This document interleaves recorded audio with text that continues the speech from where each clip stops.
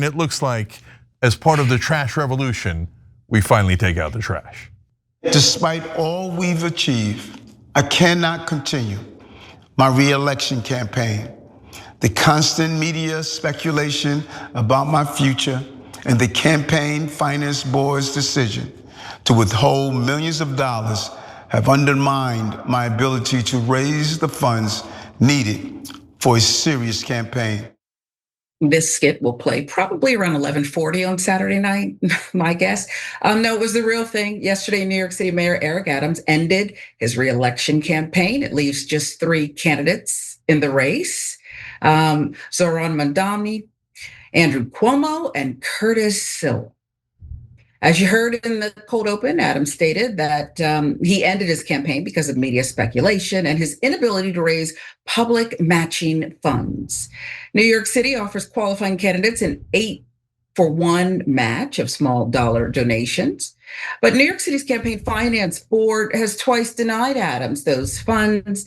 Why? Well, it's due to Adams' federal indictment, as well as his campaign's failure to provide information on potential conflicts of interest. The board also stated that they believe the Adams campaign broke the law. What a list. But they didn't explain how or why. They just kind of left that out there. Now that Adams is out of the race, it's unknown what his next move will be. It had been rumored, alleged, if you will, that the Trump administration discussed a federal position with Adams. Some reports stated that job would be with the US Department of Housing and Urban Development. Others claimed Adams would serve as the ambassador to Saudi Arabia. Adams has denied those reports. Here is how Mamdani responded to the announcement. Today, Eric Adams announced he won't be running for re-election. 4 years ago, he ran on a promise to working class New Yorkers to deliver both safety and justice, to bring the voices of the outer boroughs into City Hall. Instead, he raised their rents, slowed their buses, and cut funding for their schools, libraries, and childcare. A city that was already hard has become nearly impossible for those who call it home. But a new day is coming. Over the past year, tens of thousands of you have built the biggest grassroots campaign our city has ever seen. You have knocked on millions of doors, all to make the city affordable. In just over 5 weeks, we will turn the page on the politics of big money and small ideas and deliver a government every New Yorker can be proud of. And to Andrew Cuomo, you got your wish. You wanted Trump and your billionaire friends to help you clear the field. But don't forget, you wanted me as your opponent in the primary too. And we beat you by 13 points. Looking forward to doing it again on November 4th. Hope you're well. I love how you ended with hope you're well. What a natural. Cuomo's tone was much different. Let's take a look at that. The choice Eric Adams for New York City made today was not an easy one, but I believe he is sincere in putting the well-being of New York City ahead of personal ambition. We face destructive extremist forces that would devastate our city through incompetence or ignorance, but it is not too late to stop them. Mayor Adams has much to be proud of in his accomplishments. Only in New York can a child raised in a tenement in Bushwick who once worked as a squeegee boy and a mailroom clerk rise to become mayor. Whatever differences we may have, Eric Adams' story is undeniably one of resilience, a testament to the spirit of this city. Resilient.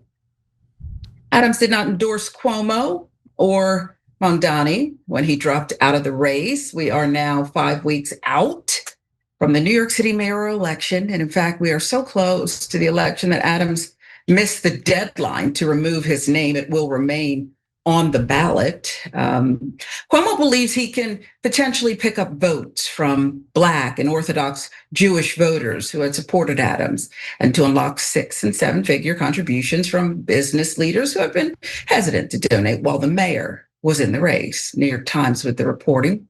However, Adams' polling consistently hovered around single digits, so his exit doesn't free up all that many voters. President Donald Trump is pushing for Sliwa to drop out of the race. And House Minority Leader Hakeem Jeffries is still refusing to endorse Mamdani. He took the time to thank Adams for his service. Here's what Jeffries had to say. Adams has served courageously and authentically for decades as a New York City police officer, state senator, Brooklyn borough president, and mayor.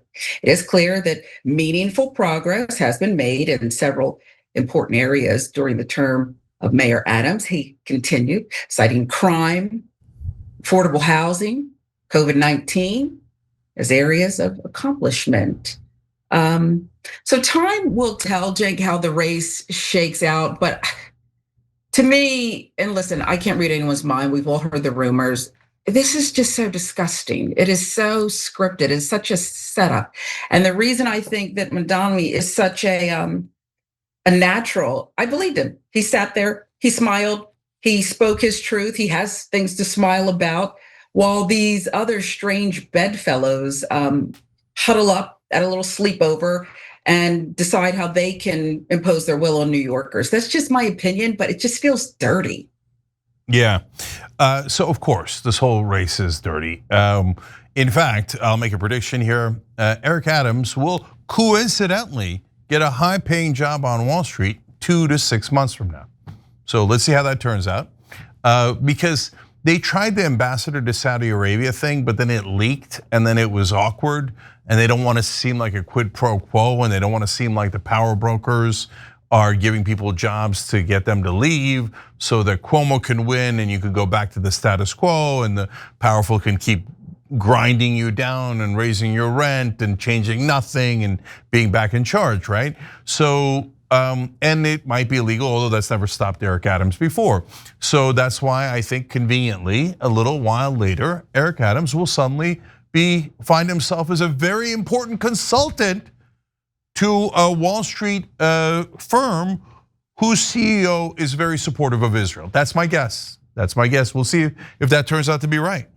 And so, super interesting part of this story is that Eric Adams, in his infinite clownishness, which we're gonna come back to because I wanna show you a fun video before we send him off. We love finding folks who are good fits for us, right? I love good fits.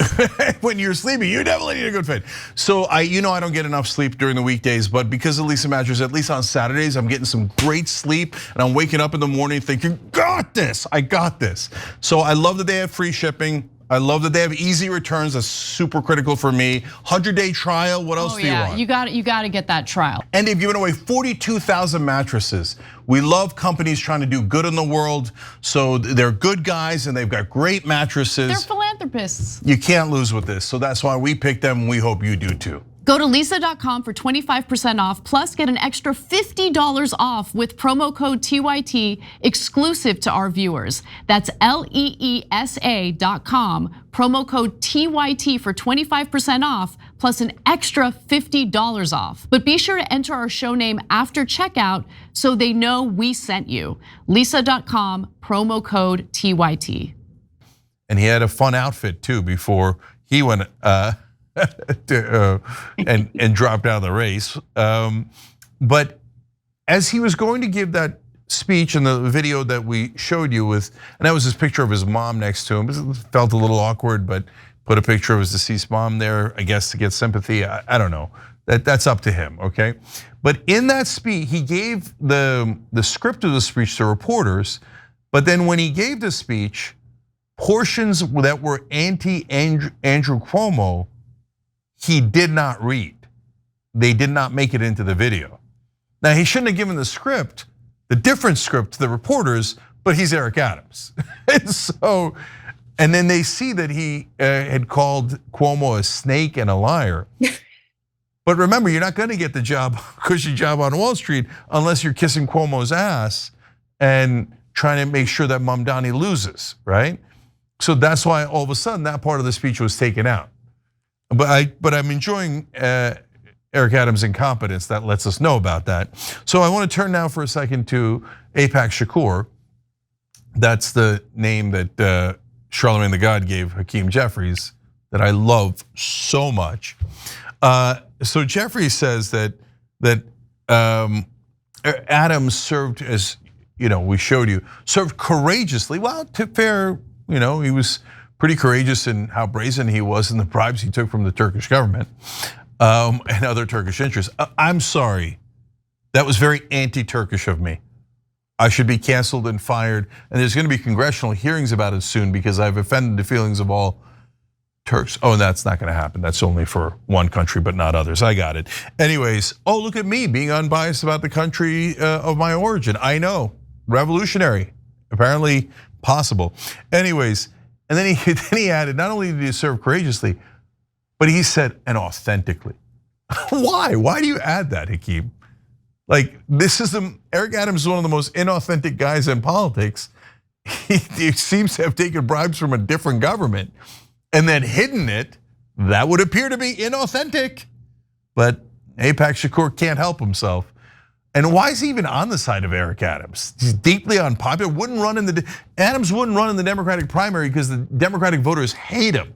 So why is the so-called Democratic leader in the House backing the guy who's dropping out and saying all these wonderful things while not endorsing the guy who won the Democratic primary? That's because he's Apex Shakur. So do we have the picture or no of the fun getup that Eric Adams had? No, we don't have it. All right, well, you're gonna have to look it up online. I mean, you remember when Nancy Pelosi and others had the cloth, African cloth around them, and they knelt and they did that goofy picture. Well, take that and multiply it by 20 for Eric Adams in his Sephardic Lebanese outfit that he went the other day. I mean, it was trippy, man. Okay, like we got it, Eric. We got it. You love Israel, you love Turkey, you love all the other countries, okay? But you were supposed to love New York. Sharon? Well, it feels like he hates New Yorkers. And it feels like Cuomo and especially Jeffries do too. I don't know what it is, but I just had the giggles as you were going through this because it seems like a comedy. I'm so sick of Hakeem Jeffries, who's run off progressives and been underhanded and like the least, he's from Brooklyn, right? Is it Brooklyn? I think so, okay? He's like the least authentic guy who stands every chance he gets on the House floor and recites Biggie lyrics. And this guy's selling out the people who depend on him most. And I just think they're all so gross, but it really feels like it's worse than that.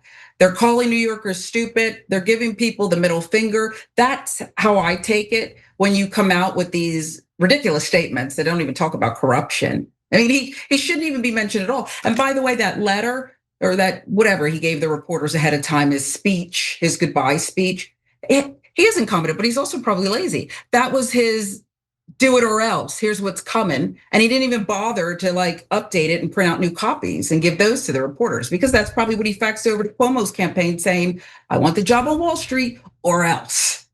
I mean, a snake, really, Jake? Yeah. It's just so, By the way, Shakur's district is Brooklyn, you were right. And then I just want to have a little bit of fun in sending off Eric Adams. So this is how we'll remember it. All I know is all my haters become my waiters when I sit down at the table of success. I'm Gandhi-like. I think like Gandhi. I act like Gandhi. I want to be like Gandhi. I'm the broccoli mayor.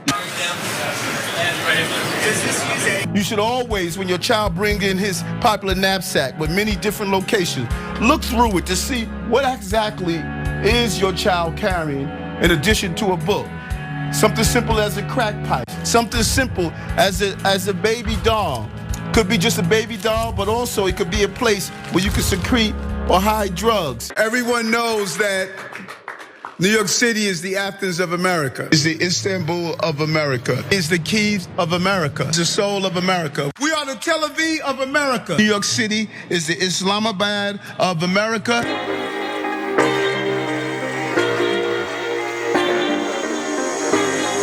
Welcome to our trash revolution. Whenever I go to New York, I think this is the Islamabad of America. If I could just get something as simple as a crack pipe stuffed into a doll, I'd be in good shape. But Sharon, it looks like as part of the trash revolution, we finally take out the trash. I gotta tell you, can I reverse myself? I want this guy to stick around, not as mayor, but I think he has a real future. He's very entertaining, criminal, yes, criminal activity, but I think he's just so special and unique. And I would love to see him play himself Saturday Night Live. That should be how he bows out of this thing. Let him play himself on Saturday Night Live. I think he'd enjoy it, and then he can go off to Wall Street, Cenk. All right, well, I'm looking forward to going back to Kiev of America a little bit later with a new mayor who's actually not going to be worried about Kiev or Istanbul or Athens or Islamabad or Tel Aviv, but going to be worried about New York City and serving the people of New York City. And that looks like it's Zoran Mamdani.